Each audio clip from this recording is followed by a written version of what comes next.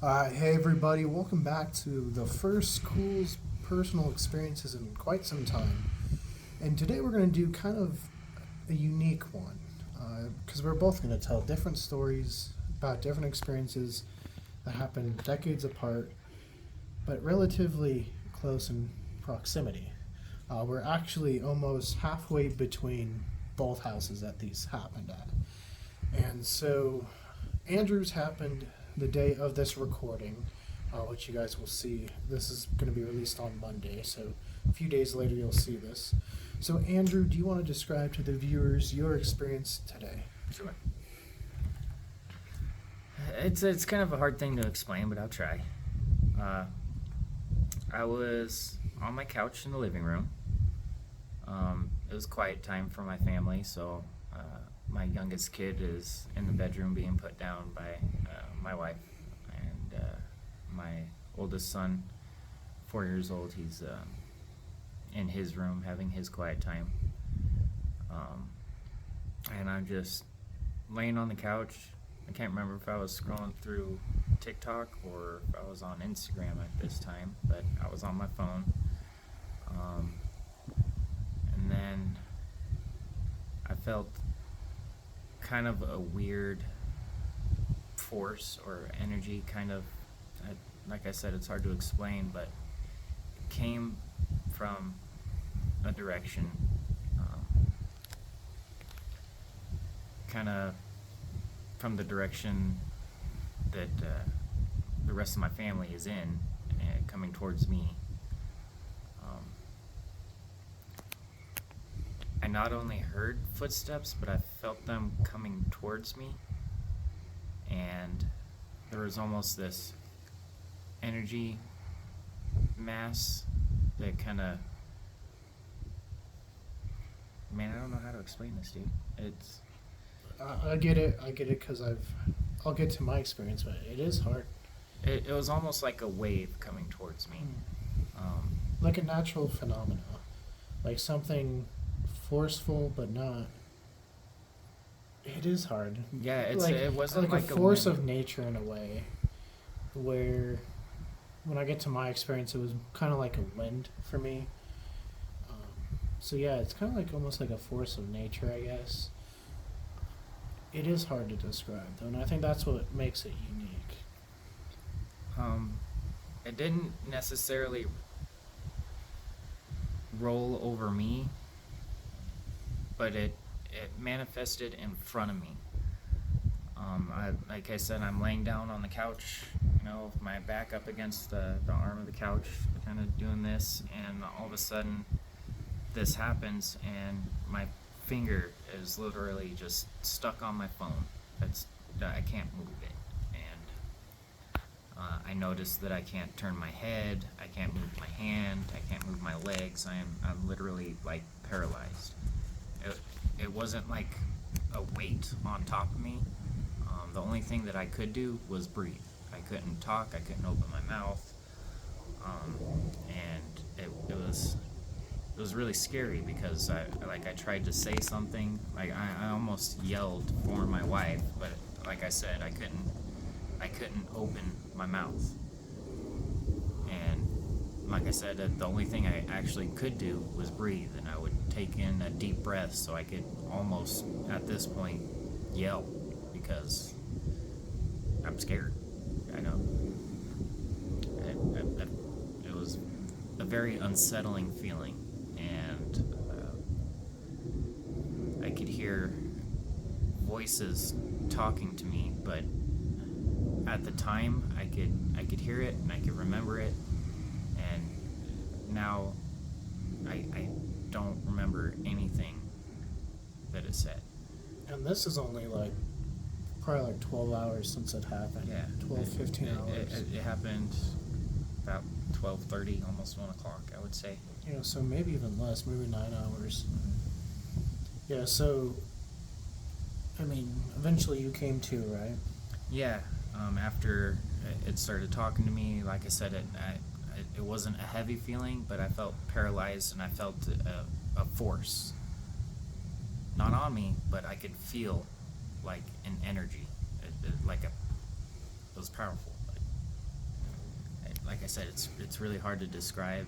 I don't know how to describe it, but it kind of slowly went away, and it went away in the same direction that it came from. And it wasn't like you couldn't see it, but you could see it. I don't know. Like it's so hard to explain. It is hard. I mean, it wasn't smoky. It was because in your head, I guess in your head, at least when I had my experience that was similar, I think you visualize something, yeah, but nothing's really there. right. And that's what makes it hard to describe to you guys. Is You like can't feel the shape. I mean, you can't you- see the shape, but you can feel it. You can feel like the weight of it, but at the same time you don't.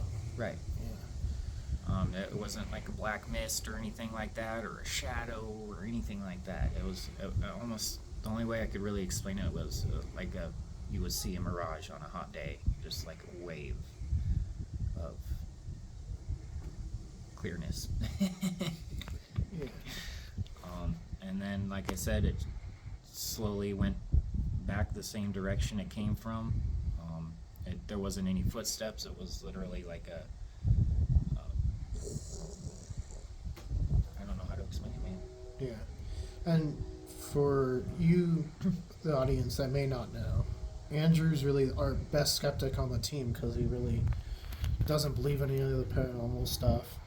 And while he may have had something weird happen at Beth's house, which we've talked about in First Contacts, this is the first one that, to me, really seems like it's affected or maybe changed his view maybe a little bit on the paranormal. Or he's questioning something now. It didn't feel like a ghost. It didn't It feel just like feels- like what people would explain like demonic or angelic. It was literally just a force. Like an energy, like Yeah. something. You knew something was there, but you don't know what it is. It's like it wasn't an entity, but it was Something. something. Yeah. And shortly after it all went away, I noticed that I could move again. I took my finger off my phone. It had like a, do you want to save this thing on my Prompt, phone? yeah. And my boy came out seconds after it went away, and like I'm still in shock, and he comes out and he just asked, can I have a snack? And I was like, yeah buddy, what can I get you? And I moved my legs, I moved my arms, I was able to talk, I got up, got him food, and I just kind of sat back down on the couch after he went back into his room, and I was in shock. I just stared at the ground thinking about it. Yeah, and what's been weird too, when talking about this, is we haven't been. We did one ghost hunt a few months ago, but we really haven't been touching on the paranormal on the channel. We've just been doing a lot of history stuff. There really isn't any like trigger moments or trigger objects that you brought into the house, which makes this another really unusual case, because we don't know what it is. And I think that's the big thing about the paranormal. There's a stigma where you see all the hokey stuff on TV and stuff like that. But at the end of the day, there's a lot of stuff that we really don't know about. And that's what I like about science, going back to like some of the history. We've been doing a lot of dinosaurs. The reason I like that is because it's always changing. We're always learning. Right. And I feel like we can still learn some stuff with the paranormal as long as you have somewhat open mind, but at the same time you gotta have critical, skeptical mind. And that's what I think is intriguing about Andrew's case. Outside of that too, it reminded me of a case with me, an experience, I guess, because this happened in 2003 or 4, almost two decades ago. Like, I'm old now. But like I said, his experience happened that way, about halfway between, we're halfway currently between where mine happened over that way. And so it's really a close proximity, and mine is sort of similar. I was, younger and going to bed. At this time, I had moved to the basement room in the Hamilton house, which is a really important house for me, my brother, and my uncle as far as ghosts and why we're intrigued by the paranormal topic. But I got my dog Mitzi, who was always by my side, and we were about to go down the stairs, and right when I turned off the light to open the basement door, it was almost like a wind. Like for me, it felt like a wind came up and it was whirling around my head, and I couldn't move. Like my hand was still on the switch, and I couldn't move. I could hear like a whirling, and it sounded like voices, but I couldn't make it out or anything. And at this point, being that it is a decent amount of times passed, luckily I wrote it down and everything back then, so I have the details, but I really don't know what it said.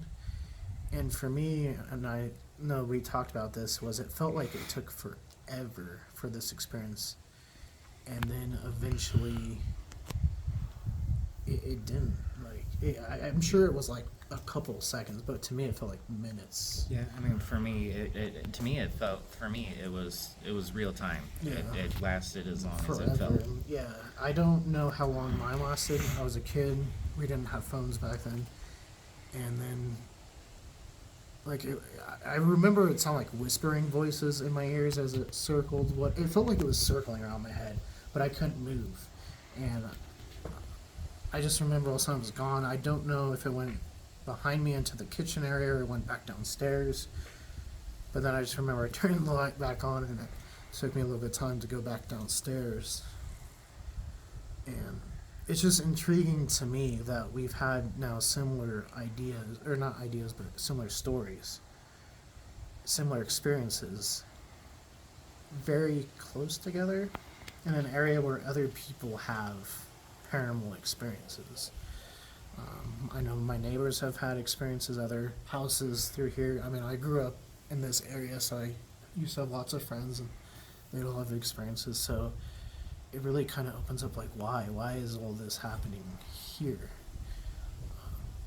And again, mine, I don't know, I didn't like see a face to it. I just, like I always just kind of describe as a wind. I felt like a wind or a swirling noise, but I never saw a face or felt like it was a person.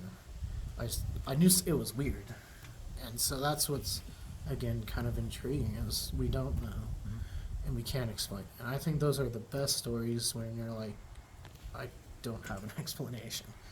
You know, there's plenty of ones where we're like, oh, maybe this or this or this, but these ones are like, You can't think of any reason why it happened or anything like that. It's like, well, and it happens in a way that you're like, there's no natural cause. And to add on now that we've both had experiences that were similar and they're close together, that's another weird kind of twist of the. and there was nobody else around you. You were pretty much isolated at that point. Yeah, at that point, because I'm pretty sure my dad was working. He'd always work late. And so my mom would work early, and she was already in bed. And so my sister would have been born, so she was up in her room, but she was like 1. And my brother would have been in my old room, where we've had experiences up there. Which is kind of weird, because, I don't know, that house, we were always afraid to be alone, so it was weird that it happened. I mean, not weird, but it did happen when I was alone. And Yeah, I've never had a fear of being alone. Like I have no problem. It could be late at night and a stranger's house, and I would have no problem with it. I still don't. Like, we go, like, I've been to Waverly Hills. We've gone to all these different haunted places. Third Bridge, we go to, the mountains late at night by ourselves. We go to all these other haunted locations, and I'm never afraid to be by myself. Even in Beth's house, I wasn't.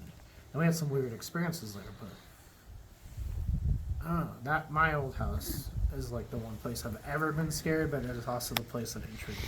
So I don't know. There's our stories, guys. It kind of combines two decades apart, but really close together, and are similar. So I hope you guys enjoyed it.